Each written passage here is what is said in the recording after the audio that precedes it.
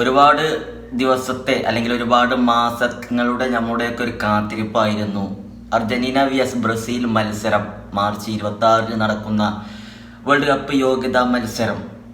ഈ ഒരു മത്സരവുമായി ബന്ധപ്പെട്ട് അല്ലെങ്കിൽ ഈ മത്സരത്തിന് ഒരുപാട് ബ്രസീലും അർജന്റീനയും തമ്മിൽ മത്സരിച്ചിട്ട് കുറച്ച് മാസങ്ങളായി. അപ്പോൾ ആ ഒരു മത്സരം നമ്മൾ ഒരുപാട് വെയിറ്റ് ചെയ്തതാണ്. അതിൻ്റെ പ്രധാന കാരണം ലയണൽ മെസ്സിയും നെയ്മർ ജൂനിയറും തമ്മിൽ കൊമ്പ് കോർക്കുന്ന ഒരു മത്സരം. നെയ്മറും മെസ്സി ഇല്ലാതെ എന്തായാലും ബ്രസീൽ അർജന്റീന മത്സരം പൂർണ്ണമാകില്ല. അത് നമ്മൾ ഫാൻസ് ആണെന്നുണ്ടെങ്കിലും ഫുട്ബോളിൻ്റെ ഏതൊരു വേദികൾ എടുത്ത് നോക്കുകയാണെന്നുണ്ടെങ്കിലും ആ ഒരു ഡിഫറൻ്റാണ് അവിടെ കൂടുതൽ ശക്തി നൽകുന്നത്.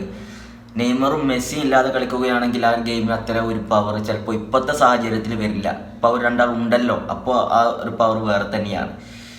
ഇപ്പോൾ നമ്മൾ അത്രയും കാലം നമ്മൾ കാത്തിരുന്നിട്ട് നെയ്മർ ജൂനിയർ ഈ ഒരു ഇൻ്റർനാഷണൽ ബ്രേക്കിൽ ബ്രസീലിന് വേണ്ടി കളിക്കില്ലേ എന്നുള്ള ന്യൂസുകൾ വന്നു പരിക്കിൻ്റെ പിടിയിലായിട്ട്. പിന്നെ അദ്ദേഹം സാന്റോസിൽ മികച്ച രീതിയിൽ തിരിച്ചു വന്നു. അത് ബിഗ് ന്യൂസായി. ബ്രസീലിൻ്റെ ടീമിൽ അദ്ദേഹത്തെ അനൗൺസ് ചെയ്തു.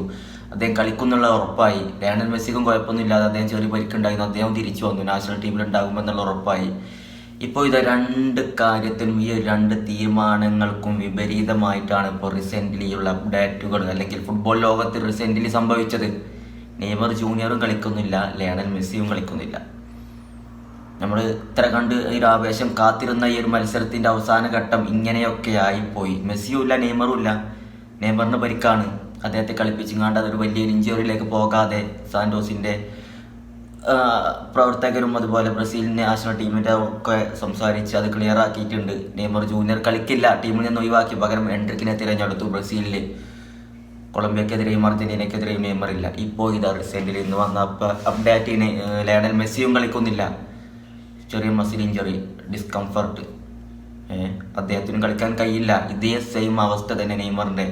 അദ്ദേഹത്തെയും ഈ ഒരു മത്സരത്തിൽ കളിപ്പിച്ച് വലിയൊരു രീതിയിലുള്ള പരിക്കിലേക്ക് പോകാൻ വേണ്ടിയിട്ട് അവർ ഇന്റർ മയാമി നേതൃത്വം തയ്യാറാകുന്നില്ല. അർജന്റീന ടീമിനൊക്കെ ഈ ഒരു ഇത് അറിയിച്ചു. നാളെ ടീമിൻ്റെ ഒപ്പം ജോയിൻ ചെയ്യേണ്ട ആളാണ് ലയണൽ മെസ്സി. ഓരോരുത്തർ അവിടെ ജോയിൻ ചെയ്ത് തുടങ്ങിയ ടീമിൻ്റെ കൂടെ. മത്സരം അടുത്തല്ലോ, ഉറുഗ്വേയുമായിട്ടാണ് അടുത്ത മത്സരം. പിന്നെ ബ്രസീലിനോട്ടാണ് അർജന്റീനക്കുള്ള മത്സരങ്ങൾ. ഇപ്പോൾ ഇത് അവസാന ന്യൂസും വന്നിട്ടുണ്ട്. ലയണൽ മെസ്സി അർജന്റീനയുടെ ടീമിൻ്റെ കൂടെ ചേരില്ല, അദ്ദേഹം കളിക്കില്ല. അദ്ദേഹം ഇന്റർ മയാമിയിൽ തന്നെ തുടരും. ഭയങ്കര ഒരു മോശം അപ്ഡേറ്റുകളാണ് ഫുട്ബോളിൻ്റെ സൈഡിൽ നിന്ന് നമുക്ക് അവസാനമായിട്ട് കിട്ടിയത്. മെസ്സിയുമില്ല, നെയ്മറും ഇല്ല. മെസ്സി നെയ്മറും ഇല്ലാതെ അർജന്റീന ബ്രസീൽ മത്സരം എങ്ങനെ കംപ്ലീറ്റ് ആവാനാണ് നിലവിൽ? അവരൊക്കെ ഇല്ലാത്ത സാഹചര്യത്തിൽ അതങ്ങനെ കഴിഞ്ഞു പോകുന്നത് വേറെ കാര്യം. അപ്പോൾ ആരെങ്കിലുമൊക്കെ വേറെ വരുമെന്ന് കരുതാം. ഇപ്പോൾ അവരൊന്നും ഇല്ലാതെ ആ ഒരു മത്സരം എങ്ങനെയാണ് കംപ്ലീറ്റ് ആവുക? ഒരുപാട് മാസങ്ങളുടെ കാത്തിരിപ്പായിരുന്നു ഫുട്ബോൾ ഫാൻസിൻ്റെ അല്ലേ? ഏതായാലും രണ്ടുപേരും അടിപൊളിയായിട്ട് തിരിച്ചു വരട്ടെ എന്ന് പ്രാർത്ഥിക്കാം.